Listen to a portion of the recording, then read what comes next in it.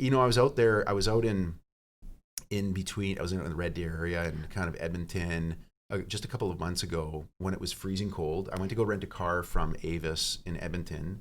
The only vehicle they had were these monster F-350 trucks. Like that was the only option. It was like I had the choice of white, or white, and there was like 18 of them in a line, and I couldn't pick up anything other than that.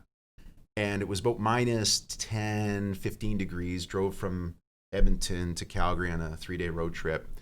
And I was with my colleague who was with me on this trip who grew up in Edmonton. And I said to him, man, I can see why the people out here would be so frustrated with people like you, Laurel Collins, who live in this cushy little part of the world called Victoria. And I'm only saying that because I'm from Victoria. No, I agree. Victoria is a lovely, cushy place to live.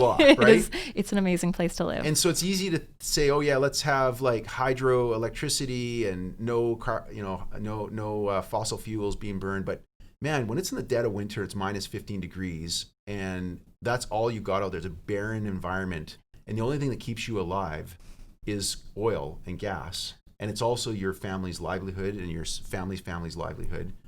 Like, how do you address that? Yeah, and honestly, I think for Albertans, and we've seen in the past month 19,000 people in Alberta lose their jobs. Mm-hmm. I think their concerns are very valid.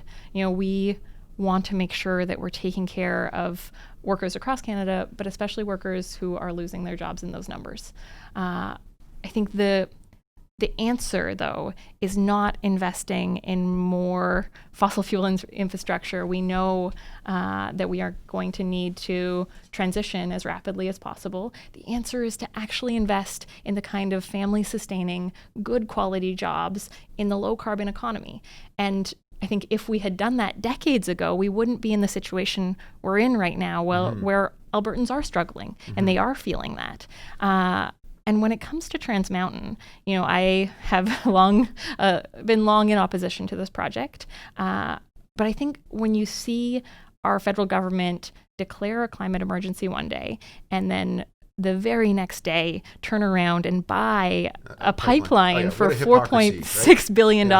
And now they're saying they want to borrow $12.6 billion to complete the construction. Imagine what we could do if we took that $12.6 billion and actually invested it into Alberta, invested it into the kind of green technology solutions we want, into transit, into retrofits for housing, into the kind of job generation that is actually going to move us into the future, is actually going to move us forward and actually support the people and the workers across Canada. Okay.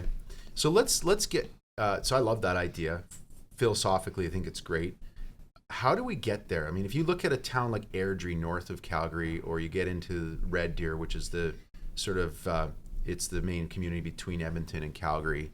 And this is oil bed. This is oil country. And let's say you can convince these people to turn their backs on an industry that supported multiple generations of their families. How do you actually get there? Like, when you say the new green economy, what was the term you used again? I'm not sure what I just used, but what would be examples? Like, how if you're in Red Deer and you're an unemployed oil worker and you're plugging away, what kind of solution would the NDP provide to you if you were governing the country? So one of the pieces is around retrofits for housing. This is if we were to invest in retrofits in the way that is needed, we know that across Canada, buildings are our third highest emitters of greenhouse gases. We need to rapidly retrofit all of our buildings if we have any hope of meeting our Paris Agreement targets. And if the government was willing to put the kind of money that they have just committed to the construction of Trans Mountain into retrofitting homes across Canada, it would create tens, maybe hundreds of thousands of jobs in the communities where people live right now. And so you're saying, like, for real, like to get really granular. So instead of putting $12 billion into a pipeline, the government takes maybe even a fraction of that and puts it into the construction materials business and construction jobs, where people can go into a house that was built in the early 80s with single pane windows and limited insulation, and they go and they maybe do a new building envelope and a double pane glass and that type of thing. Is that what you're talking about? So something like that. So you'd both have retrofit programs. So say for a family who wants to retrofit their home, even for families who own their own homes, oftentimes they have kids, they have daycare costs, childcare is expensive, mortgages are expensive. Retrofitting your home is not going to be on the top of the list of things to do. Right. And we know we need all of those homes retrofitted. And so if we were to create some kind of bank, climate bank of money where people could actually just take a no interest or a very low interest loan out. So anything that they actually are going to spend on that retrofit will come out of this climate bank. Okay. Whatever they save on their power bill moving forward, so say it takes, say they get double pane windows, a solar panel, more insulation, and whatever the cost of the upfront cost would just come out of that climate bank. Okay. Then over the next 5, 12 years, however long it takes, whatever they save on their power bill will go into paying that upfront cost down. I see. And then once that's totally paid down, they just get to save on their power bill. The beauty of this kind of solution is that it doesn't cost families anything to retrofit their homes. It means that we have a huge uptick. We've seen it in other jurisdictions, huge uptick in retrofits. It means it creates those good family-sustaining jobs for folks who are moving into that industry. It also, saves families once that upfront cost has been taken care of. It saves families hundreds of dollars on their power bill moving forward. We want to find climate solutions that make life more affordable for Canadians, will actually help us meet our climate targets, and create good jobs all across Canada in those communities in this kind of low carbon economy. And that's just one aspect. We need to be creating jobs in the retrofit industry. We need to be creating jobs in transit, in green infrastructure. We could actually be investing this money in ways that will create those jobs for Albertans and for Canadians across Canada, and that simultaneously get us much closer to meeting our climate targets than we are right now. Okay. So when we talk about producing electric vehicles in Canada, I mean, how do we get there? Do we create such high tariffs on cost of either Tesla importing their cars from California or from Hyundai that produces the Kona, from bringing that over from, I think it's Korea, so that basically it makes it almost impossible for these car companies to import cars, so that is that how you do it? I don't know, because if you're not going to subsidize, I mean, the reason these plants in Oshawa, Ontario, and other places have closed is because the federal government's just basically not subsidizing. And I don't like subsidies. I think that great, fine, let it fail and find something else. I'm a free market kind of person. But how do you manage that? How do you get those kind of jobs, and how do you get a company like Tesla or do you just hope that some company's going to come along and create a new electric car? I mean, I think that there are ways to put pieces of legislation in place that create the conditions for an electric vehicle plant or production. But I think we also need to incentivize consumers.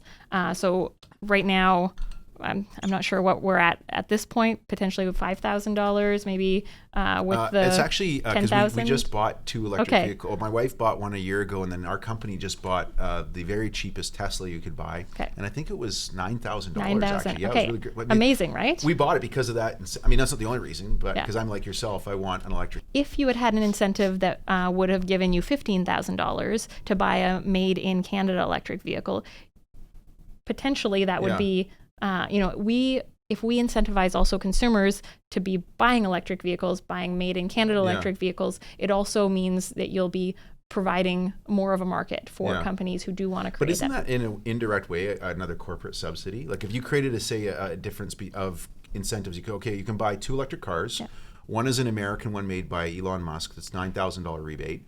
Or you can buy this Canadian-made, and because there is a small little company here in Vancouver that makes these 1-seater electric cars, and you'll get $15,000 off. I mean, isn't that in an indirect way just providing a corporate subsidy to that Canadian company? It definitely benefits that Canadian company, but it actually puts the money in the pocket of the Canadian, the everyday Canadian who is trying to buy an electric vehicle. Canadians want to do their part. They want to participate and be involved in creating the kind of climate solutions that we need to face the, I would say, crisis, but you can use it for sure. The challenge that we're in. And I think that by actually providing them with the tools they need, with the incentives they need to make those choices, I think it benefits everyone. Okay. Last question on this topic, and appreciate your answers are great, and I'm really I'm going to continue to challenge you here. Love it. So going back to the rural Alberta, Yeah. rural Saskatchewan, you want to switch to electric vehicles. I love the idea of electric vehicles. I obviously am drinking the Kool-Aid because I bought 2. Wonderful. And I'm about to buy a 3rd one. Maybe I'm a hypocrite because I'm buying too many cars. But one of them's a business and the other for my wife and I.